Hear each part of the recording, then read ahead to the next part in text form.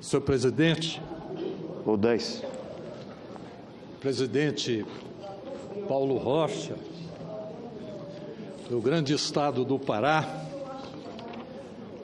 é com uma satisfação muito grande que eu venho aqui a essa tribuna, o senador.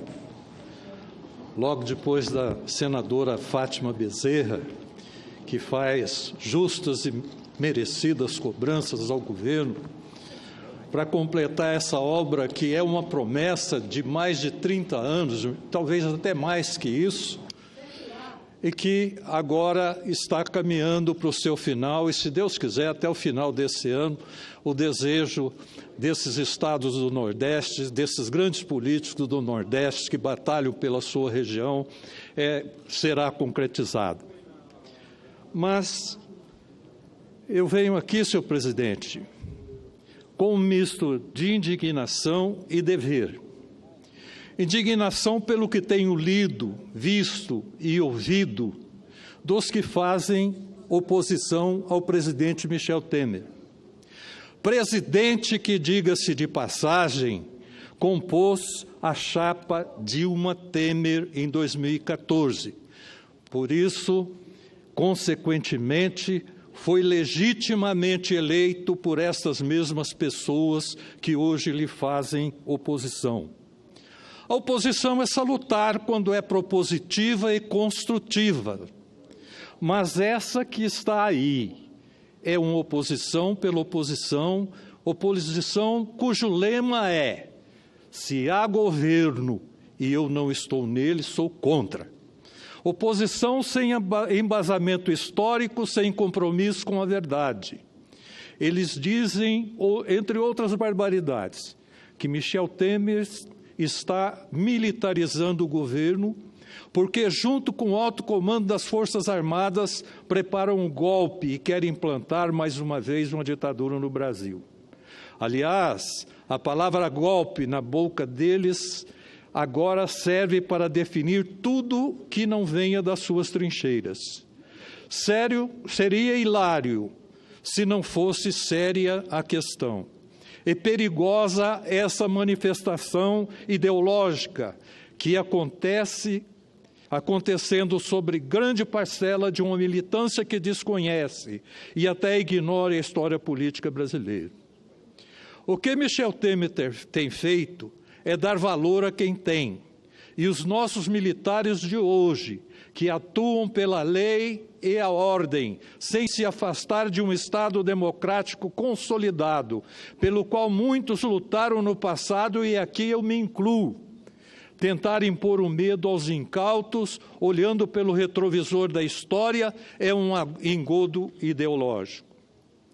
Eu disse no início do meu pronunciamento que subi aqui com um misto de indignação e dever.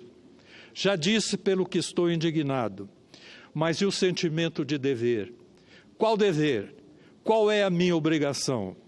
É de, como protagonista e testemunha do passado político deste país, resgatar a verdade, colocar os pingos nos is. Os fatos do passado devem nos servir como registro histórico e como motivação para a nossa evolução social e institucional. E desde o fim do regime militar, que durou 21 anos, evoluímos como nação, retomamos a democracia, evoluímos nós, os cidadãos civis, em ideias e ideais, e, evidentemente, evoluíram os cidadãos militares. O regime militar nos deixou cicatrizes, é verdade. Eu ainda carrego lembranças desagradáveis daquele tempo. O fechamento do Congresso para editar medidas casuísticas, como a criação do senador biônico eleito pelo voto indireto, a perseguição política contra as marchas a Brasília, promovidas pela Frente Municipalista Nacional, que lutava pelo fortalecimento dos municípios, pela anistia e pela convocação da Constituinte. Eu vi os tanques de guerra na esplanada dos ministérios e um general chicoteando os carros que levavam os apoiadores das nossas manifestações. Tentaram de todas as formas nos impedir de ter acesso ao Memorial JK para ler um manifesto expondo nossas ideias pela liberdade e a restauração da democracia. Alguns aqui, como eu, viveram esses momentos sombrios, período obscuro da nação brasileira. Por isso, senhor presidente, colegas senadoras e senadores, passados mais de 30 anos da retomada da democracia, a classe militar ainda é demonizada e os militares carregam sobre si o estigma da irracionalidade e do autoritarismo. Eu era um jovem de 21 anos em 1964 e fui deputado federal nas décadas de 70 e 80. Tenho memória e vivência pessoal dessa época, o que me dá legitimidade para falar. Vivi e vi tudo aquilo, mas testemunhei também muitos militares esclarecidos e democráticos se recusarem a apoiar o regime imposto à força. Pouco se fala da resistência dos quartéis, mas muitos resistiram ao lado dos civis. Cerca de 7 mil membros das Forças Armadas e bombeiros foram presos ou expulsos de suas corporações por oposição ao regime militar. Assim como estudantes, políticos, sindicalistas e intelectuais, esses militares, em grande maioria de baixa patente, tiveram um papel importante na resistência democrática. Os militares perseguidos não eram necessariamente da esquerda, mas eram nacionalistas que lutavam pela soberania nacional e pelos direitos humanos. Passados 33 anos, temos o dever de romper com a pecha e o estigma do mal impingido sobre a classe militar, porque hoje temos nas Forças Armadas homens e mulheres comprometidos com a manutenção da lei e da ordem e imbuídos de um espírito cívico de nação e de democracia. Todo militar hoje sabe que a democracia ainda é o melhor caminho para se atingir justiça social e desenvolvimento. E é por isso que neste governo, no governo legítimo do presidente Michel Temer, vemos militares ocupando espaços de decisão e sendo valorizados por suas ideias e atribuições. Merecem destaque o ministro-chefe do Gabinete de Segurança Institucional, general de Exército Sérgio Etchegoyen, o ministro da Defesa General de Exército Joaquim Luna, o comandante da Marinha, almirante de esquadra Eduardo Leal, o comandante do Exército General Eduardo Vilas Boas, o comandante da Aeronáutica Tenente Brigadeiro Nivaldo Rossato e o chefe de Estado-Maior das Forças Armadas, almirante Ademir Sobrinho. O ministro Raul Jungmann, político de trajetória respeitável e bem visto, seja pela direita, seja pela esquerda, tem nos mostrado que o trabalho harmônico e sério entre civis e militares pode fazer muito pela segurança da população.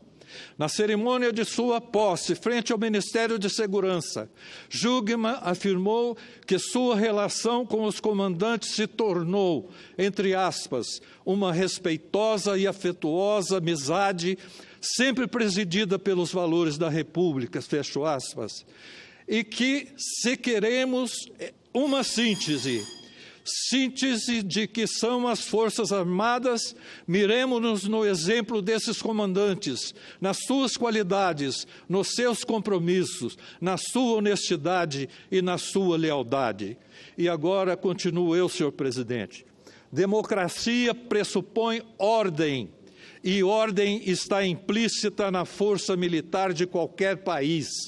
Recentemente, o presidente Michel Temer, em entrevista a uma rádio, disse que os militares precisam participar mais da administração pública, no que lhe dou total apoio. Afinal, militares nunca pararam de estudar e investir na própria formação. São uma classe de profissionais altamente qualificada e tem muito a oferecer em bons serviços ao país. Recentemente também, o general da reserva Augusto Heleno, ex-comandante das forças na ONU, no Haiti. Mais um minutinho, senhor presidente, eu encerro. Foi muito aplaudido na Escola Superior de Guerra no Rio de Janeiro, ao enfatizar que hoje temos muitos embates contra muitos tipos de preconceitos e intolerância. Só não conseguimos nos rebelar contra o preconceito e o estereótipo negativo que a sociedade em geral faz dos militares. Mas, daqui dessa tribuna, senhor presidente, eu quero repetir alto e bom som. Vamos nos rebelar, sim. Vamos acabar com todo e qualquer preconceito que ainda resta na memória de nosso povo e vamos dar o valor e o respeito que nossas Forças Armadas merecem. Muito obrigado, senhor presidente.